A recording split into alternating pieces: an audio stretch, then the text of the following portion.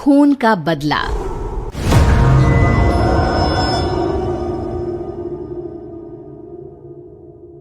अपनी जिंदगी भर की कमाई लगाकर सुमन और अखिल ने एक छोटा सा नया घर बनाया था, लेकिन उस घर में आने के बाद उसके साथ क्या हो सकता था, इस बात का अंदाजा उन दोनों को था ही नहीं।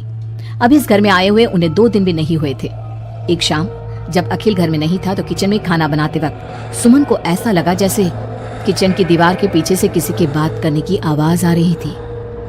कौन हो सकता है यहाँ पर? इतना धीरे धीरे कौन बात कर रहा है? सुमन दीवार से कान लगाकर बात सुनने की कोशिश करती है, लेकिन उसे कुछ सुनाई नहीं देता। तभी अचानक घर की लाइट चली जाती है और दरवाजे पर जोर जोर से दस्तक देने की आवाज आती है। सुमन दरवाजे की तरफ दौड़ कर जाती है, लेकिन दरवाजा खोलने से पहले कोई आवाज उसके कान में धीरे से सुनाई पड़ती है। सुमन, मैं यहाँ हूँ, तुम्हारे घर में। सुमन जोर से चीखती है और दरवाजा नहीं खोलती। दरवाजे के बजने की आवाज धीरे धीरे तेज होने लगती है। सुमन लड़खड़ाते कदमों से आगे बढ़ती है और झटके के साथ दरवाजा खोलकर अपनी आंखें बंद कर लेती है। तभी अचानक से अखिल की आवाज सुनकर उसे होश आता है। सुमन, क्या हुआ? तुम इतनी घबराई हुई क्यों हो? अखिल, वो लाइट चली गई और कोई है इस घर में। अखिल, मुझे बहुत डर लग रहा है। वो किचन की दीवार के पीछे से किसी की आवाज आ रही थी। कैसी बात कर रही हो? तुमने खुद सारे लाइट के स्विच ऑफ किए हुए हैं। देखो, लाइट तो आ रही है। सुमन, तुमने घर में अंधेरा क्यों किया हुआ है? और किसकी आवाज आ रही थी? चलो चलो, मैं जाकर चेक करता हूं। नहीं अखिल, मैंने लाइट ऑफ नहीं की। और मैं क्यों लाइट ऑफ करूंगी? ये देखो, ध्यान से देखो, घर के सारे स्विच ऑफ हैं। तुम भी ना कमाल करती हो सुमन। तुम्हारी तबीयत तो ठीक है? ये देखकर सुमन और भी ज्यादा डर जाती है कि सच में लाइट की सारे स्विच बंद थे। सुमन समझ नहीं पा रही थी कि ये सब किसने किया होगा। ठीक उसी वक्त अखिल किचन की तरफ जाता है और सुमन को ऐसा लगा जैसे पीछे से किसी ने उसके कंधे पर हाथ रखा। उसने जैसे ही पलट कर देखा, एक साया उसके घर के दरवाजे से बाहर निकलता हुआ नजर आया। अखिल, अखिल यहाँ आओ, देखो कोई तो है। अभी अभी मैंने उसे बाहर जाते हुए देखा है। सुमन, मुझे लगता है कि तुम्हारी तबीयत ठीक नहीं है। अरे, मैंने किचन में भी जाकर देखा। पास वाले घर में जो लोग हैं ना, उनसे बात करने की आवाज आ रही है। एक काम करो, तुम जाकर आराम करो, मैं खाना खुद परोस कर खा लूंगा। ओके, तुम बेडरूम में जाओ। जाओ। नहीं अखिल, मैं अकेले नहीं जाऊंगी और अब इस घर में मैं एक दिन भी नहीं रहना चाहती। थोड़ी देर के बाद सुमन और अखिल दोनों ही बेडरूम में जाकर सो जाते हैं। डर की वजह से सुमन को नींद नहीं आ रही थी, लेकिन फिर वो गहरी नींद में सो जाती है और सुबह जब सोकर उठती है तो उसने देखा कि अखिल ऑफिस के लिए तैयार हो गया था। अखिल, आप कहाँ जा रहे हैं? मुझे इस घर में अकेला छोड़कर आप कहीं नहीं जा सकते। देखो सुमन, मेरा ऑफिस जाना बहुत जरूरी है। कल तुम ऐसे ही डर गई थी।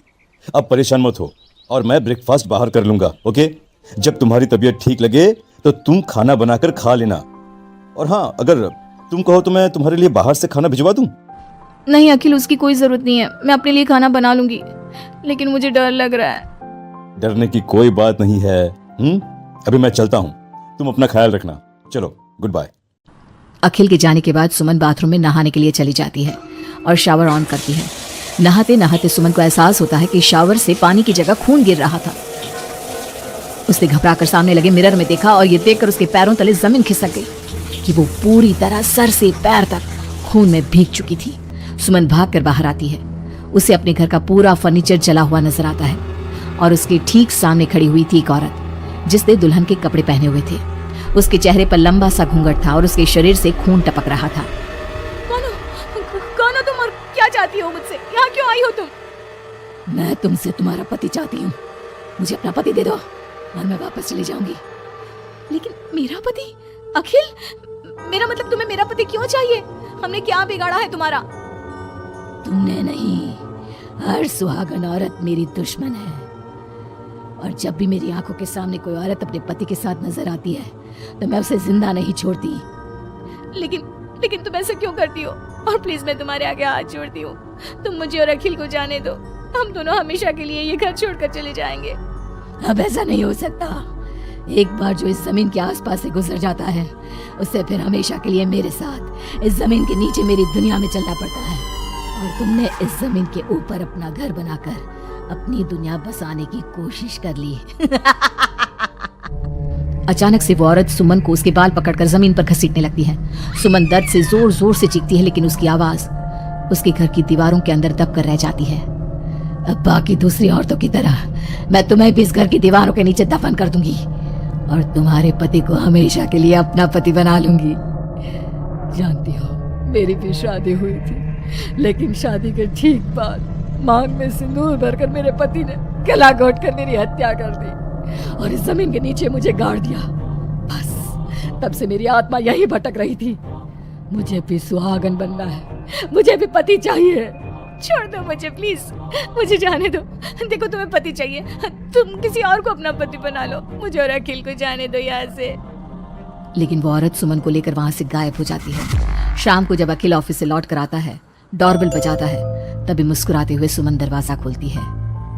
दरअसल सुमन के शरीर के अंदर अब उस औरत की आत्मा थी, लेकिन अखिल का चेहरा देखते ही सुमन के शरीर के अंदर एक हरकत होती है और वो अचानक से नाराज हो जाती है। क्या हुआ सुमन, आज तो ठीक हो ना? तुम्हारी तबीयत भी ठीक लग रही है आज तो। गुड। मुझे नहीं पता था कि तू आने वाला है यहाँ, वरना तो मैं तेरी मौत का सारा इंतजाम करके रखती। क्या हुआ? अब मेरी बात का जवाब नहीं दोगी क्या? नाराज हो मुझसे किसी बात पर? हाँ? ऐसी तो कोई बात नहीं है। जाओ, डाइनिंग टेबल पर तुम्हारा फेवरेट खाना लगा दिया है, जाकर खा लो। हाँ, खुशबू तो बहुत अच्छी आ रही है। वैसे भी सुबह से कुछ खाया नहीं है। थैंक यू यार, मैं जल्दी से जाकर खाना खाता हूँ। ओके? अखिल जैसे ही खाने की कटोरी का ढक्कन हटाता है तो वो हैरान रह जाता है कि वहां पर सुमन का कटा हुआ हाथ था। उसमें पहनी हुई चूड़ियों से वो सुमन के हाथ को पहचान जाता है। खाने की जगह सुमन के शरीर के छोटे छोटे टुकड़े काटकर उस आत्मा ने अखिल के सामने परोस दिए थे। अखिल घबराकर वहां से भागने लगता है। तभी सुमन के शरीर में मौजूद वो आत्मा अपने असली रूप में आकर अखिल के सामने खड़ी हो जाती है। कौन हो तुम और क्या किया तुमने मेरी पत्नी के साथ? हाँ? इसका मतलब वो ठीक कहती थी कि इस घर में कुछ गलत है। कहाँ है मेरी सुमन? तुम्हारी सुमन के मैंने छोटे छोटे टुकड़े करके उसका खाना बना दिया और उसकी आत्मा को मैंने इस घर की जमीन के नीचे दफन कर दिया है। वो कैद हो गई है यहाँ हमेशा के लिए। तुम भी उसके पास जाना चाहते हो? मगर क्यों किया तुमने ऐसा? क्या दुश्मनी थी तुम्हारी और मेरी पत्नी? पहले तो मैंने तेरी पत्नी को सिर्फ इसलिए मारा क्योंकि मैं तुझे अपना पति बनाना चाहती थी। मेरी आत्मा जो पूरे एक जन्म से किसी से शादी करने के लिए तड़प रही है, उसकी हसरत पूरी करना चाहती थी मैं, और इसलिए मैंने तेरी पत्नी का रूप लेकर तेरे साथ रहने के बारे में सोचा। लेकिन जानता है, अब मैं तुझे जिंदा नहीं छोड़ूंगी। लेकिन क्यों? देखो तुमने सुमन के साथ जो भी किया, मुझे जाने दो यहाँ से प्लीज। अखिल भागने लगता है, लेकिन घर का दरवाजा अब लॉक हो चुका था। अब तो भाग कर नहीं जा सकता। मेरे हाथ तेरे खून से रंगने के लिए बेचैन हो रहे हैं। मेरा गला सूख रहा है, अब उसकी प्यास तेरे खून से ही बुझेगी। अरे लेकिन क्यों? तुम्हारी आखिर मुझसे दुश्मनी क्या है? आत्मा अखिल की बात का कोई जवाब नहीं देती और अपने लंबे नाखून उसके गले में गड़ाकर उसके शरीर को खा जाती है और उसके बाद जोर से हंसते हुए कहती है, तेरा शरीर भले ही अखिल का शरीर है, लेकिन तेरे अंदर मेरे पिछले जन्म के उसी पति की आत्मा थी जिसने शादी से एक रात पहले गला दबाकर मेरी हत्या की।